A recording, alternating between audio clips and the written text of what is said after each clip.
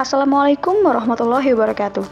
Perkenalkan, kami kelompok Latsar CPNS dari Garut Angkatan ke-21, kelompok 2, kelompok kecil 1, di sini akan mempresentasikan hasil analisis kami mengenai isu korupsi. Sebelumnya, mari saya perkenalkan lebih dahulu anggota kami. Yang pertama, ada Ibu Yulianur, Sarjana Pendidikan sebagai ketua kelompok. Lalu ada saya sendiri, Rani Ramdaniati, Sarjana Pendidikan. Lalu ada Ibu Suci Suryani, Sarjana Pendidikan, dan Bapak Ami Pribadi, Sarjana Pendidikan. Baik, kita langsung mulai saja ke pra-analisis. Di pra-analisis ini, kami mengidentifikasi isu menggunakan metode pentahelix. Metode pentahelix adalah sebuah metode di mana mengambil 5 sisi, yaitu dari sisi pemerintah, akademisi, pengusaha, masyarakat, dan juga media massa. Menurut hasil pra-analisis kami, isu korupsi jika dilihat dari pemerintah terjadi karena belum maksimalnya dan kurang tegasnya pemerintah dalam membuat kebijakan terkait hukuman yang diberikan kepada para koruptor. Sementara dari sisi akademisi, korupsi dapat terjadi karena kurangnya pendidikan moral mengenai sikap dan perilaku yang perlu ditanamkan seperti karakter jujur, integritas, dan tanggung jawab. Dari sisi pengusaha, korupsi dapat terjadi karena rendahnya komitmen untuk menciptakan dan membangun lingkungan bisnis yang berintegritas.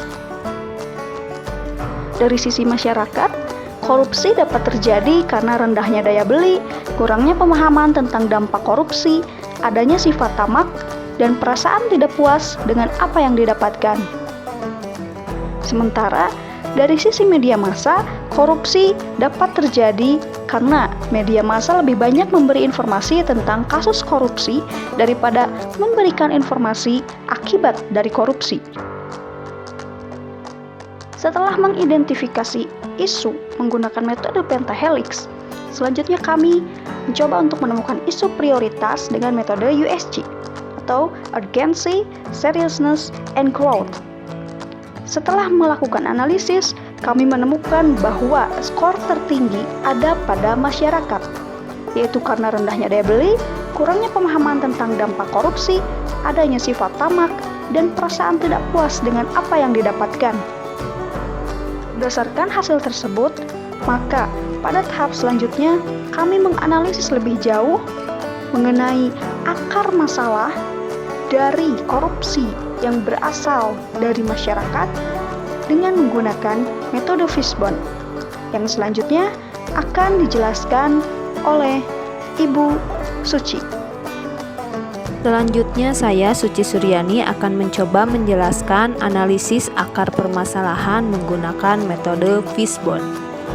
Bisa kita lihat yang menjadi fokus permasalahan di sini adalah terjadinya korupsi.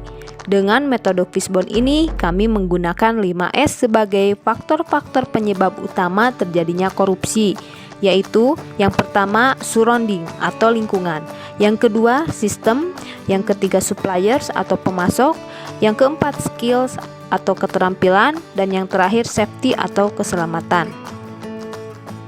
Di mana untuk faktor surrounding atau lingkungan, kami menemukan 4 yang menjadi sebab terjadinya korupsi, yaitu terbiasa melakukan tindakan suap-menyuap, kemudian terbiasanya melakukan gratifikasi, kemudian adanya sikap permisif atau serba memperbolehkan terhadap hal-hal yang masih dianggap tabu, dan yang terakhir menganggap biasa melakukan tindakan korupsi. Kemudian faktor yang kedua adanya sistem, yaitu pendidikan agama tidak tuntas, kurangnya pendidikan moral, yang terakhir kurangnya pemberian insentif. Kemudian faktor ketiga ada supplier atau pemasok, di mana yang menjadi penyebab terjadinya korupsi yaitu ketidakcukupan dalam pemberian insentif. Yang keempat ada skills atau keterampilan. Yang menjadi penyebab terjadinya korupsi yaitu rendahnya skill dan ketidakmampuan dalam hal bersaing. Dan yang terakhir ada keselamatan atau safety, yaitu rendahnya hukuman bagi para koruptor yang melakukan tindakan korupsi, kemudian banyaknya celah untuk melakukan korupsi, dan yang terakhir kurang tegasnya penerapan undang-undang tentang korupsi. Selanjutnya, alternatif pemecahan masalah dengan menggunakan metode SWOT dengan cara menghitung bobot dan rating dalam analisis SWOT. Seperti yang kita ketahui, SWOT terdiri dari 4 kata. S atau strength artinya kekuatan, W atau weakness artinya kelemahan, O atau opportunity artinya peluang, T atau threat artinya ancaman, di mana faktor kekuatan atau strength dan kelemahan atau weakness ini merupakan faktor internal. Kemudian faktor eksternal berupa peluang atau opportunity dan ancaman atau threats. Seperti yang kita lihat dalam tabel berikut ada 5 kolom, yaitu kolom pertama faktor peluang. Faktor peluang ini adalah faktor-faktor yang memiliki nilai-nilai peluang yang akan kita analisis. Dan faktor-faktor peluang yang akan kita analisis adalah adanya lembaga-lembaga yang mengawasi tindak pidana korupsi, kemajuan teknologi informasi sehingga lebih mudah memperoleh informasi tentang korupsi. Yang ketiga, banyaknya akademisi yang mampu membuat aplikasi untuk meningkatkan akuntabilitas. Yang keempat, pemerintah dengan anggarannya mampu meningkatkan pendapatan pegawai. Dan yang terakhir, mempermudah alur penggunaan dana atau tidak melalui banyak pihak. Selanjutnya, untuk kolom bobot, dalam hal ini menunjukkan tingkat signifikan terhadap faktor peluang yang akan kita analisis. Jadi, masing-masing faktor peluang tingkat bobotnya pasti berbeda dan totalnya harus 1,00 atau 100%. Dengan skala 0,0 atau sangat tidak penting sampai 1,0 atau sangat penting. Kemudian kolom rating atau peringkat merupakan nilai pada saat dilakukan penilaian. Jika kondisinya sesuai dengan harapan, maka ratingnya tinggi. Jika tidak sesuai dengan harapan, maka ratingnya rendah. Atau dengan kata lain, skalanya dimulai dari angka 1 sampai dengan 4. 1 sangat rendah dan 4 sangat tinggi. Dan untuk kolom scores, itu merupakan hasil perkalian bobot dan rating. Dan yang terakhir ada kolom komentar. Untuk faktor peluang yang pertama, adanya lembaga-lembaga yang mengawasi tindak pidana korupsi, kami beri nilai bobot 0,15, rating 4 sehingga skorsnya 0,6. Faktor yang kedua yaitu kemajuan teknologi informasi sehingga lebih memudahkan memperoleh informasi tentang korupsi, kami beri nilai bobot 0,1 dengan rating 3 sehingga skorsnya 0,3. Yang ketiga, banyaknya akademisi yang mampu membuat aplikasi untuk meningkatkan akuntabilitas, kami beri nilai bobot 0,05 dengan rating 3 sehingga skorsnya 0,15. Faktor yang keempat, pemerintah dengan anggarannya mampu meningkatkan pendapatan pegawai. Kami beri nilai bobot 0,1 dengan rating 4 sehingga skorsnya 0,4.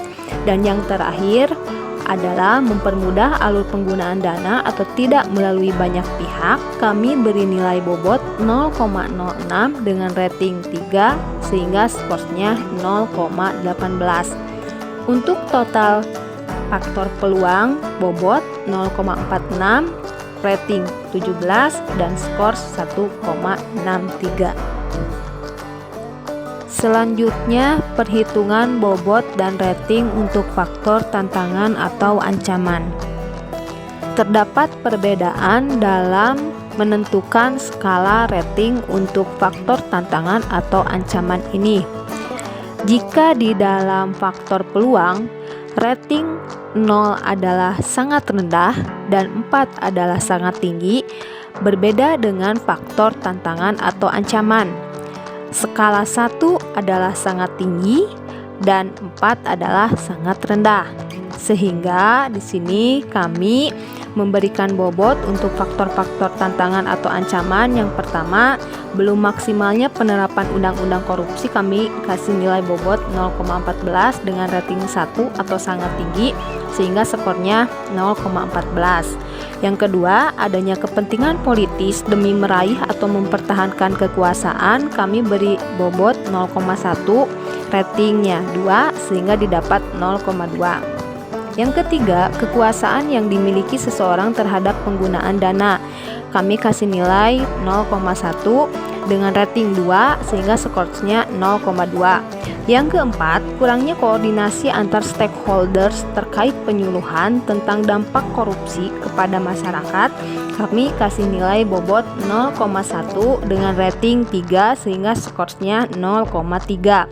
Dan yang terakhir, pengawasan yang kurang oleh instansi atau lembaga terhadap penggunaan dana, kami kasih nilai 0,1 dengan rating 2 sehingga skornya 0,2. Sehingga untuk total tantangan atau ancaman ini bobot 0,54, rating 10, skor 1,0. Sehingga untuk total peluang dan ancaman atau faktor eksternal untuk bobot adalah 1, rating 27 dan skor 2,67. Di sini ada beberapa yang menjadi kekuatannya, diantaranya masyarakat memiliki banyak massa sehingga dapat mempengaruhi kebijakan dengan bobot 0,15, rating 3 dan skor 0,6. Kemudian masyarakat terdiri dari berbagai macam profesi yang bisa membantu mencegah dan mengurangi perilaku korupsi dengan bobot 0,05, rating 3 dan skor 0,15. Selanjutnya ada peran organisasi kemasyarakatan dalam pengawasan tindak pidana korupsi dengan bobot 0,05, rating 2 dan skor 0,1.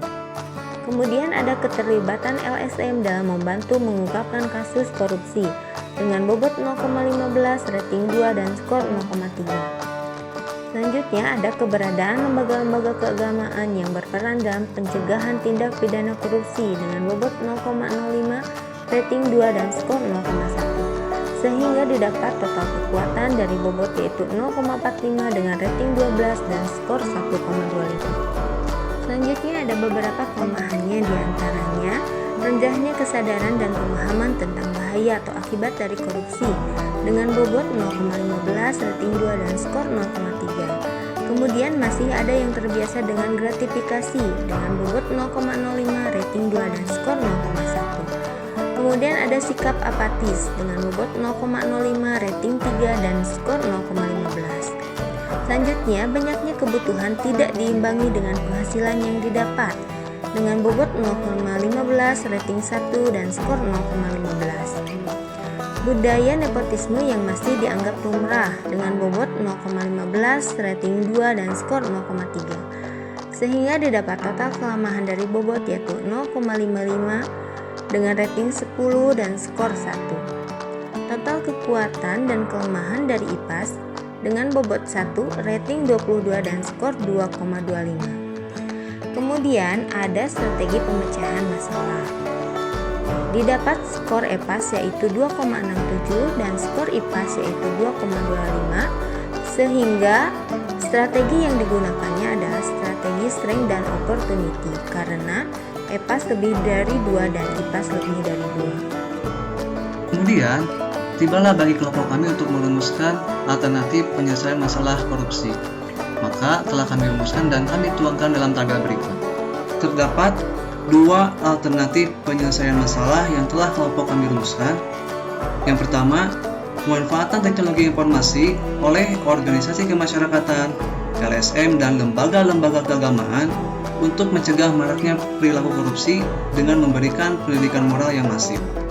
Adapun tahapannya, yang pertama survei sistem dengan mengidentifikasi masalah yang dihadapi. Kedua, analisis kebutuhan sistem untuk memecahkan masalah. Ketiga, merancang dan mendesain pengembangan sistem teknologi informasi sebagai media edukasi moral. Yang keempat, mengimplementasikan atau mengerjakan tahapan yang sudah dirancang.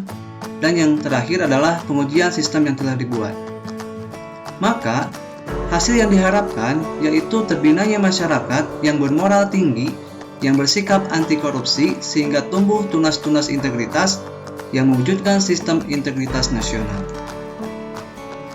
Kemudian, alternatif penyelesaian yang kedua yaitu adanya kerjasama antara pemerintah dengan organisasi kemasyarakatan dalam pengawasan penggunaan dana. Tahapannya, yang pertama, menetapkan tujuan yang sama tentang pengawasan penggunaan dana, membangun kepercayaan antara organisasi kemasyarakatan dengan pemerintah. Ketiga, adanya pembagian tugas dan peran yang jelas bagi organisasi kemasyarakatan dalam mengawasi penggunaan dana. Keempat, menjaga komunikasi antara organisasi kemasyarakatan dengan pemerintah. Dan yang kelima adalah organisasi kemasyarakatan melaksanakan pengawasan dalam penggunaan dana. Maka, hasil yang diharapkan tentunya untuk mewujudkan transparansi dalam penggunaan dana sehingga penyaluran dana pada masyarakat bisa tepat sasaran dan sesuai dengan prosedur.